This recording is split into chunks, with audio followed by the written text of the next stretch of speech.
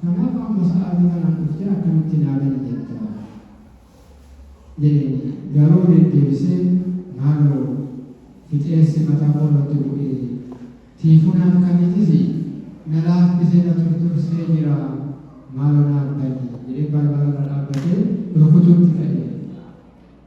Garau, aku betul kalau dia nama lokasi sana, Kristo itu wajib jadi.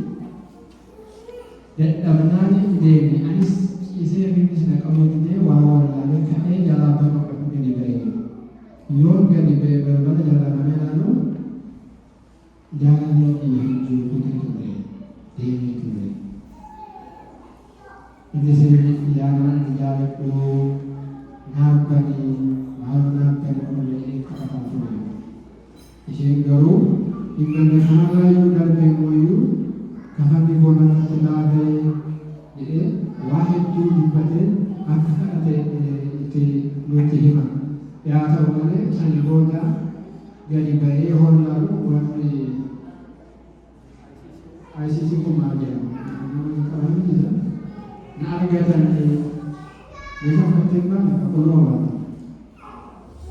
Karena jalan orang tadi, bahkan dia yang jadi orang yang ya tahu kan ya orang isa jalan tadi berbalan tadi jalan lagi yang apa tadi jalan sampai macam itu sebab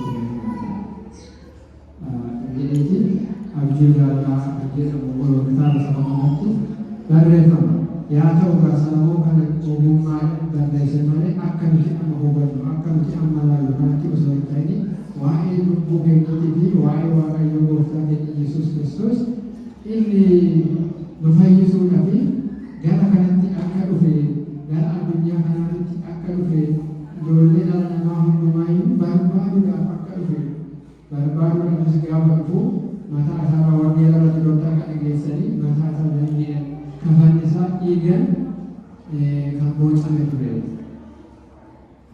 ini moju nama jadi berbalan jadi rumah ini tu dalam saya nama ni ani sawal ni nyata ini sawal ni nyata ayuh ni kuno moji ayuh Yesus isakan ada ini baru moji ayuh ni biji moji kami Yahuda di Baisa dunia di mana kansa tompo kansa daru biji bunduma kita karena bunduma kenya lu biji jadi Bagaimana dalam mana? Ya orang jalan tu bisa di Afrika Kudu dan beliau pertama di beliau sambil taman bagaimana Kristen akan jadi tadi kontra ani sini jadi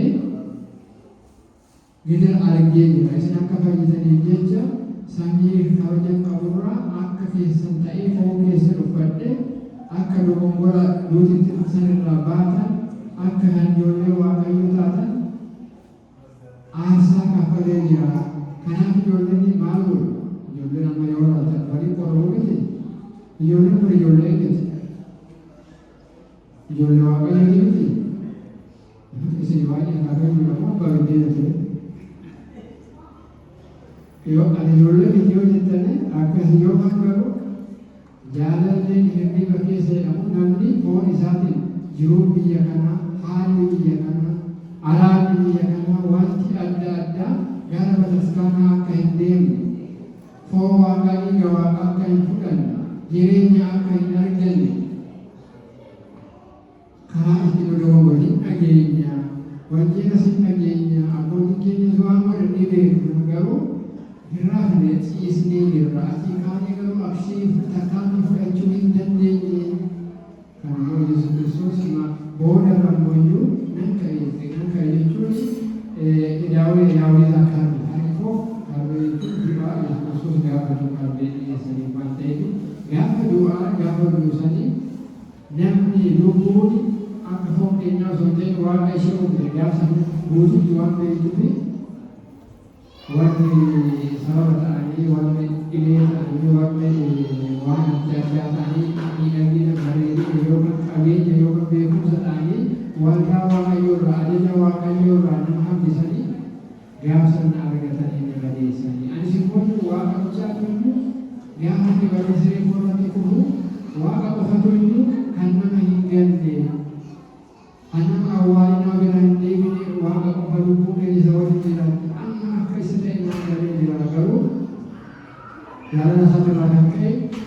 dhukkubsachuu kootti naa himaa. Ani jaalallee walitti nuti waaqayyoon hin jaallu. Namni waaqa hin jaalatu jira. Anis hundumti keenya hin jaalladha jechuu baay'ee isaan godhu. Yaa ta'u malee waaqa wajjin jirraayi. Namoonni baay'een kitaaba qulqulluu irratti isaan ilaalu isuma kanadha. Maariyaamii Magdalaatti jedhamtu Yesuus Kiristoos gaafa awwaalame shittoo waan itti dhiyoon bitanii gaas dhaqan hin ka'aafii miti. Isumattuu yoo haasa'u gooftaa koo sitti fudhateera eessa goote shittoon dibaa bakka mootinatti himu.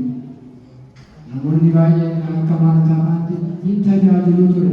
Obboleettiin isii Maariyaamiin jessee qaama sagalee waaqayyoo gaafa barattu isheen kun waan nyaatamu qopheessitee ture. Kanaaf akka carraa tajaajilu malee carraa ofiisheetiif itti fayyadu waan argate Yesuus Kiristoos maal jedhe yaa Maartaa waan aynata nyaatamu aynata dhugamu dalamee aynata nyaatamu tajaajilu taate maal isheen kun teessee barattuun amma dalamee carraa namuu irraa fudhate filatte maaliifuu inni kun biyya biraa kanatti kaawwatte uffannus nyaannus konkolaataan inni oomnus waan fedhes taanu inni kan lafa kanaati waan ta'eef inni itti aansuni waaqayyoon jireenya isatti yoo jedhe malee hin argannu waan ta'eef ati tajaajiluun isheen qofti gahaa miti waaqayyo wajjin ta'uu waan ishee deddeessanii fudhachuu irra jira. Kanaaf obboleessi kee inni ati jaalallee hojjettu kun maalidha jennaani is waaqiin barrooti. Dhufee saadaa waaqayyee obboleessi kiyya diimaa fi adiidha. Waaqummaa isaatiin cubbuu malee kan dhufedha. Foon isaatiin immoo dhiiga isaa dhangalaasee kan fannifamedha. Namaaf dhiiga isaa kan dhangalaasedha. Kanaaf mul'ina Yohaannis boqonnaa 19 lakkoofsa 13 irratti qulqulluun Yohaannis mul'ina isaatiin kan nu barreesse huccuun isaa kan dhiigaan bocamedha jedhee nu barreesse. Afaan isaa irratti maqaan isaa mootii moototaa gooftaa gooftotaa kan jedhamu qaba. Afaan isaa immoo dhiigaan kan bocame uffatee innis sagalee waaqayyoo jedhama. Yaa qulqulloonni bilbila keessatti argaman baasatiin gargaaraa boqonnaa 19 lakkoofsa 13 warri keessatti argaman qabdan jedhee naafadha isaan baafadhaati. Egaa kana dhiigaan bocame uffate innis sagalee waaqayyooti. Isa sana dhufee sagalee jaalallee koomiti na yaraa bani jedha kan jedhu Yohaannis mul'ina isaa irratti baay'ee nutti hime. Inni kafana diimaa kafana dhiigaa kan uffatee kun maqaan isaa mootii moototaa gooftaa gooftotaa kan jedhamu innis jecha waaqayyoo kan ta'e Yesuus Kiristoosidha. Kanaafiyyuu jecha isaa dhageenyee foon isaa fudhachuu dhiiga isaa dhiquu wanti nu dhowwu homti nu hin jiru. Tarii dogongora hojjechuutti cubbuu hojjechuun nama hin dhowwu yeroo waan inni himata. Dogongora nama moofamanii borondoo hojjetanii osoo hin ta'in isa maal qusannaa maatii abbaa qomaa waliin jedhamu waan akkasii sannaa jechuun namoonni tokko tokko asiis biyya isii waa amanaa qabaatanii inni sun waa isa isaanii matanii nama gaaffii lakkii lamaan kun irratti nama yoo jedhan immoo rakkoon ta'a malee kan immoo waaqa jecha sagalee waaqa raaftee jirra kuni bara baraasiin fayyadu aayimee warra kana daa'imman nama qaqqabsiisanii jiru kana walitti fidee jiru namni dogongora yees guyyaa guutuu namni qulqulloonni gisee torba kufu gisee torbanu hin ka'anii jedha fakkeenya irratti raaftee jedhama. Kanaaf namoonni jireenya bara baraa qabaachuu kan danda'anii akkuma ishee asirra ishee ciiftee hin kafana irraa qullaa ta'e jechuun waan qulqullummaa hojii gaarummaa hin qabu dhaabbii hin galu waan addunyaa qofa dheerzeeru waan lafa kanaa qofan yaada. Kanaaf namoonni ayyaana gaafa kabajanii nyaata maatisaanii waan nyaata irratti fokas ta'ee miti. Irra jaalalisanii carraa bara baraa nama waan fudhatan mootummaa waaqayyoo dhaaluu danda'u hunda caalarra dadhabbii kam caalarra dura Lisensi kaawusanis saakramenti yookaan dhiigni waaqaa ulfoon waaqa Yesuus qopheesse kana nyaadhaa yookaan nyaachuu wanta jireenya qabda kan dhugaa yookaan dhuguu wanta jireenya qabda yoo jedhu nuti dura kan daafnee dursa kennuufi qabnu afaan kamiin dhageenye maalidhaan dhageenye afaan barsiisni afaan ispaanishii haan jedhu dura kan dhufuu qabu isa fudhannee saniin booda immoo waan itti aanu wanta seera waaqayyoo wajjin dabarre akka barbaadetti hojjetachuun nurraaf tola nuuf tola. Kanaaf gaafa erga darbanii yaamuun gatii qabu haqa gisee jiruu keessan hojjetan haqa gisee fayyina hojjetan haqa ofii keessanii bobbaatanii suurri keessan ofii keessanii hidhattanii bakka barbaadan konkolaataa ofii keessanii kaaftanii gaafa ooftan gaafa deemtan gisee kanatti yaamaadhaan garuu boodarra erga fagaatee deeme yeroo gaabbii galuudhaaf hin dandeenye yeroo ofii keessan hojii keessan hojii hin dandeenyetti yoo yaamtanii yeroo sanummaa isin hin dadhabdan nama ta'u tokko uummanni biyyaa ganaadha hin geenye jiru ofii dadhabee gaafa dhiisatti yaamasitti naa hayyamu jechuudha cubbuu jiru itti fufa kan jedhu malee foon waaqaa dhiiga waaqaa bahii amanaa ortodoksii ta'an irra ta'e waan hin ta'u si ijoollee waaqati ijoollee oromoo si ijoollee waaqati kanaaf kaayyoon inni guddaan ijoollee waaqayyoo ta'uu dhabe namoonni Yesuus Kiristoos gaafa dhalate eessatti sagalee eessatti dhalataa jedhanii warra gaafatan warri biyya fagoo irraa dhufan warra ayyuudha jechuun dhaqatu beetanii jedhanii isaan itti malee dhaqanii sagale warra gaafatanii dhaqanii sagale dhiqee argan inni sun garuu hin beekanii itti manii ofii isaanii garuu maattu hin taane beekumsi qofti gahaa miti. Beekumsi keenya waaqayyoo wajjin tokkummaa kan ta'u qabaachuu qaba. Lubbuun keenya yookaan immoo foon keenya kana keessatti kamaatti ta'uu hin qabu. Kanaaf yeroo gaabbii galaa yeroo waan akkuma jedhe waan nama hin jiru egaa yeroo baay'ee keessatti daasii gaafa jedhanii dura ofii isaaniitti qoromanii daa'imatti jedhamu. Eessi ofii isaanii dura hin qoromne silxaana itti dhaansee taayitaa qabaachuu hin danda'u. Kana yoo kun cubbuu hojjetu jechuudha. Cubbuu hojjetee obsee taabota waaqayyootti eessisaa hojii jirutti himatee waaqayyoo hidhatu innis immoo yeroo guddisaa deemu. Namnis immoo gaafa taskaan dhufu isa kana kabaju isa kana dhugamuunis kan nama godhani foon waaqaa qopheessuu fi dhiiga waaqa qopheessanii waliin nyaachuu waliin dhuguu mootummaa waaqayyoo kan isa kana inni guutuu asii gadi baanii kan akka bunaa kan kana caalu seentuu argachuu bareeda nuufimmaa foon keenya kuusamaayyuu barbaachisaadha. Lubbuu keenya filaaluu miti. Kanaaf kaayyoon inni Yesuus Kiristoos itti dhufe afanni koo jechuudha guutamee jedhama akkuma seeqii kanarratti kan kun akka agarsiisutti kuni kan ta'amee fi foon isaatiin dhiiga isaa gaafa kana cinaacha isaa waraanamee dhiigni fi bishaan cinaacha isaatiin bishaan kiristinnaa ta'uu keenyaaf dhiigni isaa immoo dhugaatii isaatiin ta'uu keenyaaf akka ta'uu fi kan nuu kenne duraan hin nyaatina innaan jedhanii addaan fi waan nyaatanii amma immoo nyaadhaan jedhanii hin nyaamu jedhanii akka hin jedhamne kaayyoon inni guddaan dhuguma dhuman isinii jedhama. Namni dhiiga foolii foon koolu fudhate jireenya bara baraa hin qabaatu eega jedhee maal fidhamee agarra jechuu yoo ta'e malee akka amma deemtu itti humna ta'e rakkisaadha. Kanaaf sagalee waaqayyoo gaafa dhageenyu ammanni nurraa hin hafu hinuma yaamnaa hinuma faarfannaa garuu inni kun hin deebisu hinuma kadhannaa wanti hin deebisu.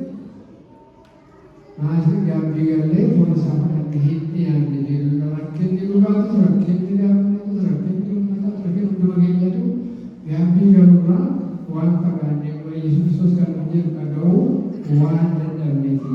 Kanaaf egaa gooftaan keenya Yesuus Kiristoos karaa adda addaati ani akkanatti siyaamaa jedhee gatu malee booda wangeela mul'inaan soqoraa irratti ani bal'aa dhaabbatee boqotee bal'aa ammayyuu boolii isaan duriiti amma bakka bu'aa keessatti ani kunoo bal'aa ta'e jedhee seenessa waliin nyaannu jechaa jira. Egaa maal jechuudha kaayyoon kiristaanaa kaayyoon fayyisaa addunyaa yookaan immoo Yesuus Kiristoos kan fayyisuuf beeku foon isaa dhiiga isaa kennee dogoggora addaa keessa bilisa baanee mootummaa isaa kadhaluudhaaf duuka bu'oota bitaa isaan kennamee fi ture seenaa baasaa ala qofa isaa hin deemanii ari'a torbaatammanuu gammachuu dandeeyyaniiti maal jedhan gammanni bakka taatamaa kan seetan gara nulaan akka barbaanne takka fuuldura asirra biyya yookaan itti karaa ishee agarsiifnee akkasutti isaan kadhatte kanaan daasii gaggariidha. Seena bulchuu keessaniif seena ari'uu keessaniif namarraa kaasuu keessaniif ni gammadinaadha. Kun yaadatu isinii kennutti keessaniif garuu isin maqaan keessanii mootummaa sana irratti meembarii taatanii barreeffamuu keessanii fi gammadaadha. Gammachuu kasi ta'u maqaan keessan asitti barreeffamuu danda'uu isaati waan jiruufi kanaaf haala kana mootummaa waaqayyoo keessatti gadoo qabeessa gaabbii gahu waaqayyoon dhuu homtuu jiru namni haala manaa qabaachuu daa'ima argachuu maal gosa daa'ima qabu namatti waa'ee lasii dhabsitu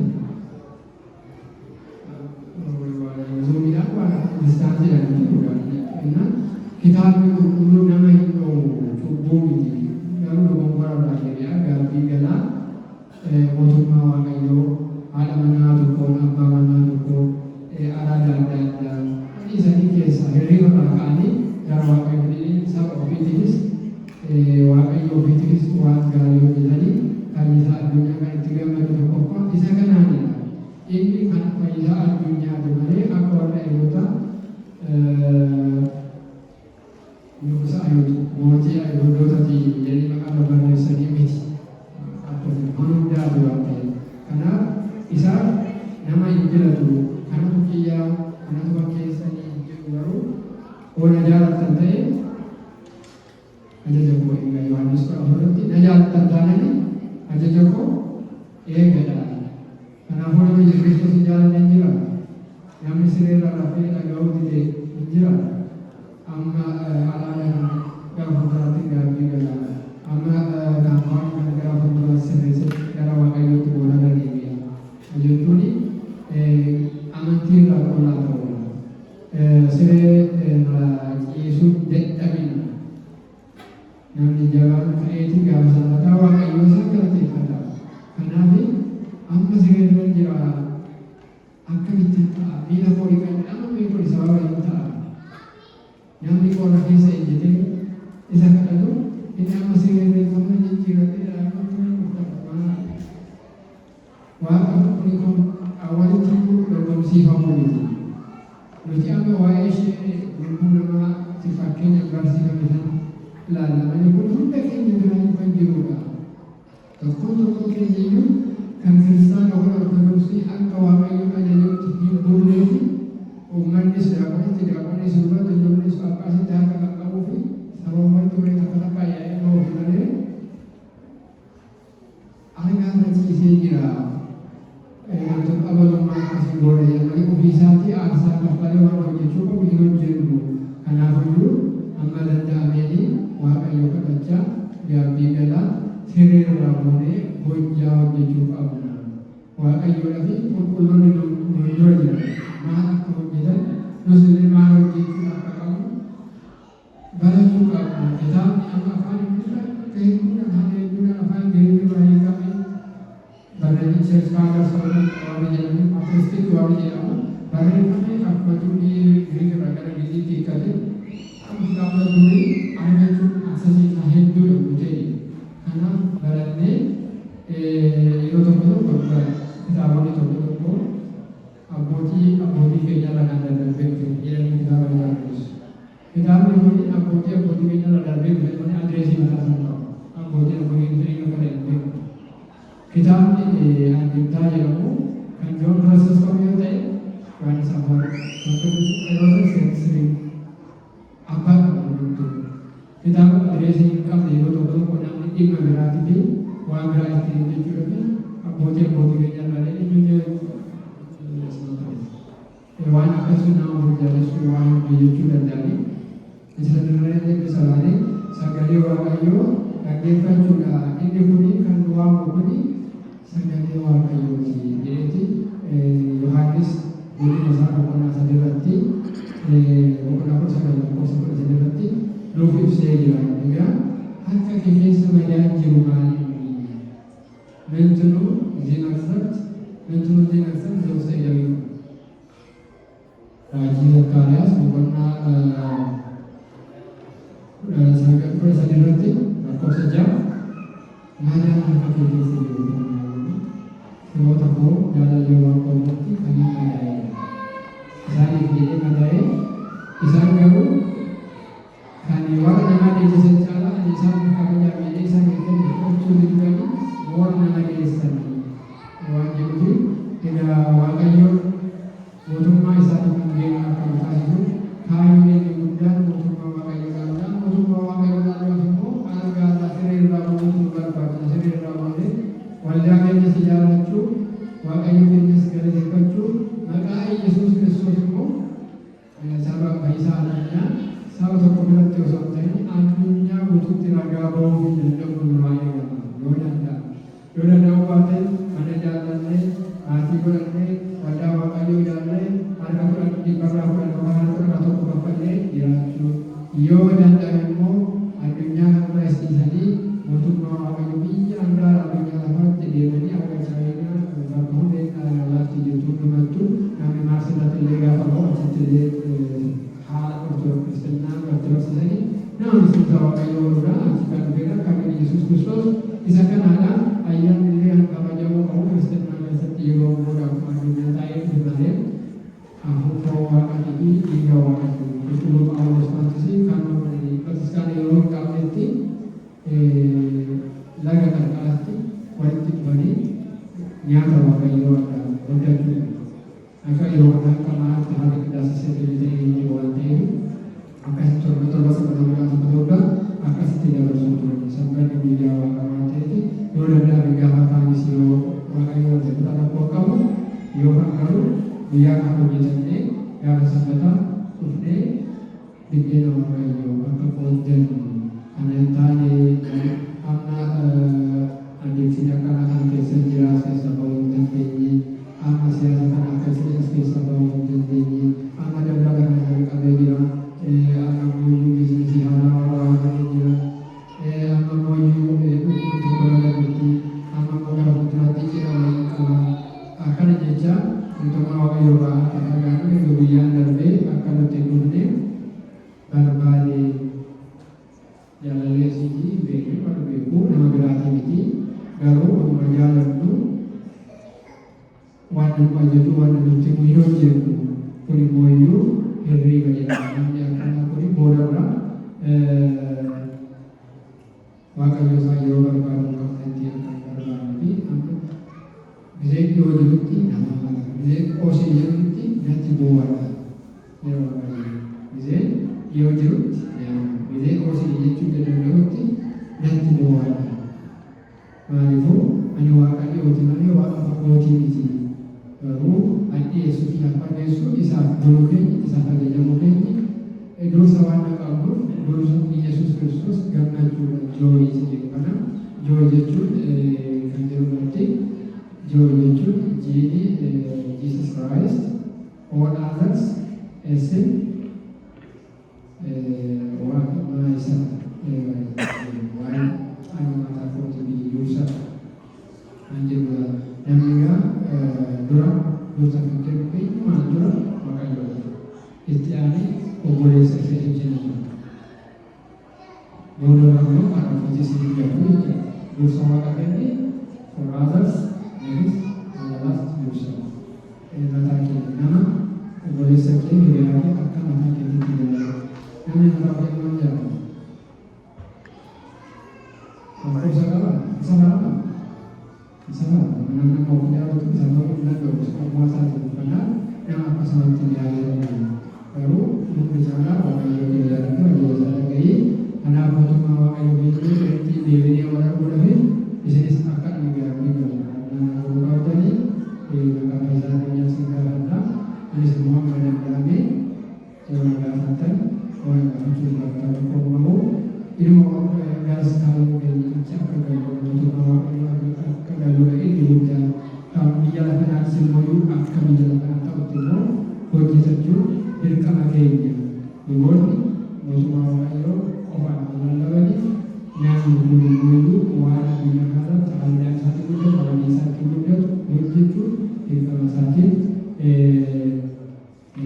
Aniga kita lakukan di Murafura dan di terkait perjuangan itu bagi yang mungkin kayu saya sekarang kan ini juga sekarang kan ini baru sekarang ega kayu sama kalau bisa dunia kalau mandi segini ada akan mujid di khas untuk itu sulinya pun bisa lakukan itu gabi garuda kami yang tuan di situ itu mencari itu nanti amula Isang-isang juga bagi untuk orang Yesus karena anak dami yang untuk masyarakat tadi kayu misalnya bahkan jauh kayu kayu akan jadi sampai itu warna dan dalam itu mula tadi ini kan jadi ayah bikinnya polisi di masyarakat mau cuma masalah yang kedua kalian di masyarakat dia tahu ini baik sekali